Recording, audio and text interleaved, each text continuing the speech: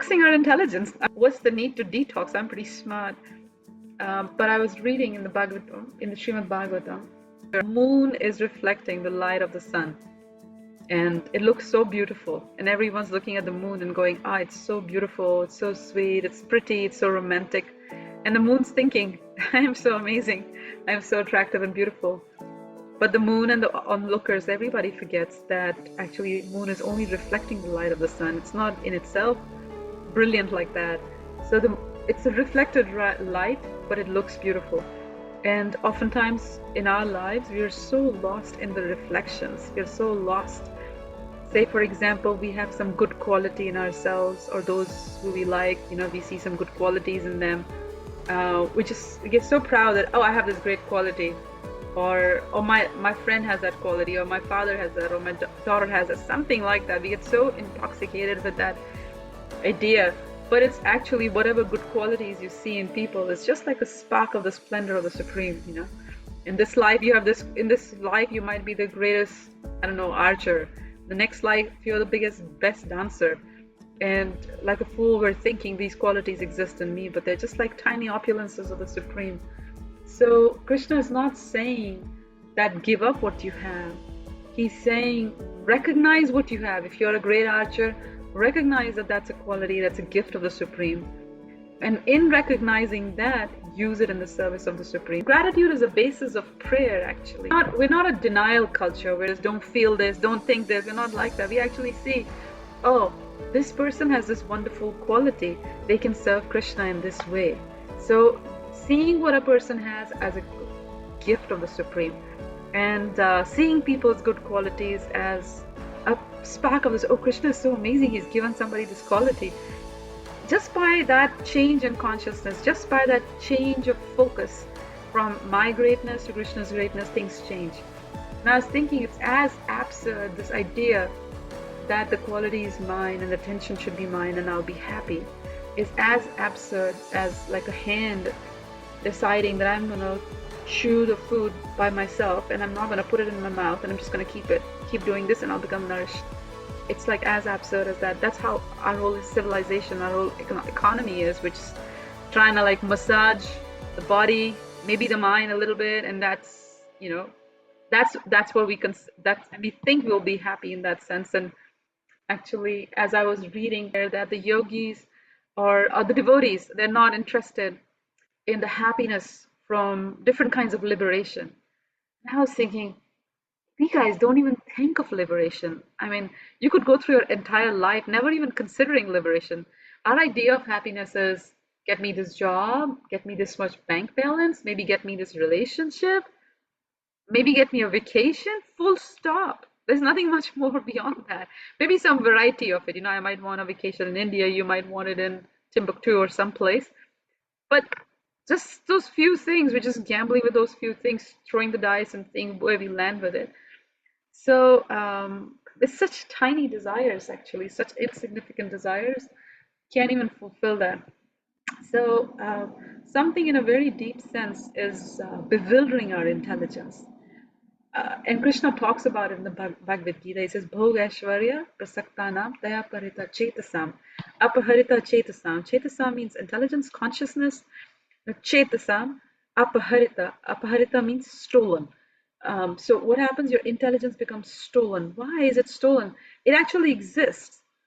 Nitya Siddha Krishna Prema Sadhya Kabinoy Shravanadi Shuddha Chitte Kuryodoy. It's just Nitya Siddha Krishna Prema. The eternal position of the soul is having love of Krishna. It's very natural for us.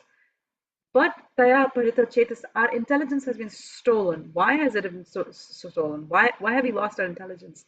Bhogashvarya Prasaktana. We are so lost in bhoga, enjoyment. And going back to my point about the yogis, they're thinking about liberation, the happiness from that. We're just thinking about little things. It's not even like we have a full idea of what enjoyment is. Actually, in this day and age, even if we're not even proper material enjoyers. We just have like some third-rated enjoyment. So, Taya Parita Chetasam, your intelligence is totally gone because you're totally lost in Bhogashvarya. This idea has settled in our head that I need to enjoy, and the only way I can enjoy is if I have some stuff and I control it. And Krishna is trying to like wake you up to that reality. But the attachment is so deep, it is very hard to let go of that without a solid practice of something positive every day. Every day. It isn't like something you do once in a week or twice in a week. Every single day, chant a little, read a little. What it does is it's the intelligence, starts to get normal. Just like if you have a bucket of dirty water and you put clean water, you keep pouring clean water, slowly the dirty water will flow out and the water bucket will be filled with clean water. Our consciousness in the same state. Slowly the dirt in the heart starts to loosen. Like I have soil in the garden right now. I'm putting a little water on it every day to kind of like make it moist and good again. Right now it's just like almost like dirt. It's not really anything in it. So you have to nourish the soil. You have to cultivate the soil too. The same way our intelligence has to be awakened, and it takes a genuine practice to help wake us up to this. You learn by experience, and I was like, no, you don't learn anything by experience. The full saying is, experience is the best teacher for a fool who won't learn another way. Experience in the material world is not a teacher. It is actually the domain of Durga or Maya.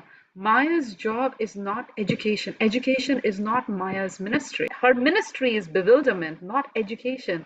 So I don't know where people get this idea you learn from experience. Actually, no. What you do is you enter the world with a predisposition. Your mindset's fixed. I'm like this. I'm going to do like this. This is what I want. Your mindset's fixed. And it from all the influences, it gets more and more absorbed in material stuff.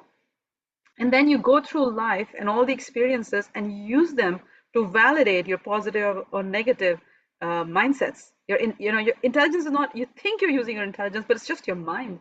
It's play. You have no idea what the intelligence is, because intelligence is that which is soaked in spiritual, knowledge, and it's actually able to see matter and spirit as different. You can't see it as different. And throughout life, that's why we repeat the same patterns. Without knowledge, without genuine knowledge, you learn nothing from experience, actually. You just, oh, see, I knew this was going to happen. See, I knew this, I told you this person's like that. Just not, we're very close-minded, really will be kind of be like, oh, I changed my opinion about this person. But even that, like that's pretty much how far it goes. So you need genuine spiritual knowledge, because our intelligence has actually been stolen. But we don't actually think that, wait, as soon as death comes, all these drops that I'm collecting will be gone. So why don't I collect something that will stay with me beyond the changes of this body? That intelligence we don't have. So that's why it's called, the Bhagavatam is saying that there's ignorance. It's not saying that you are like you don't have intelligence. It says your intelligence is covered.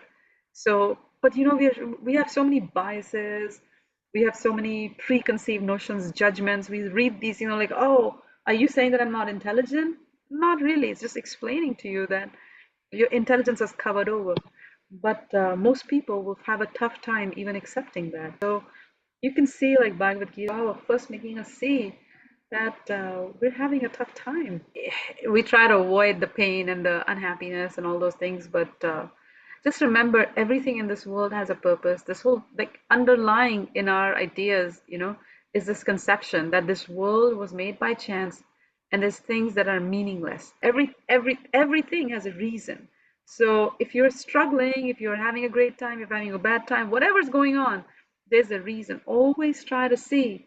And when you don't know how to see it, ask for guidance. But always try to see, why is this happening? How is this situation going to bring me closer to Krishna? Always ask yourself this question. If you don't know the answer, then ask, how can I use the situation to bring myself closer to Krishna? And then your whole experience through this material world changes. Because this material world is never going to give you something predictable. I mean, I see all these videos of, people dying in a plane crash, or like a tsunami happening or something happening. It's like, wow, there's good content for a movie, but it will never happen to me. But tragedies happen in this world, one after the other. Dukhalayama shashvatam. And in these kind of situations, the biggest benediction is that we have the association of those who are spiritually progressive, and they can help us see things in a different light.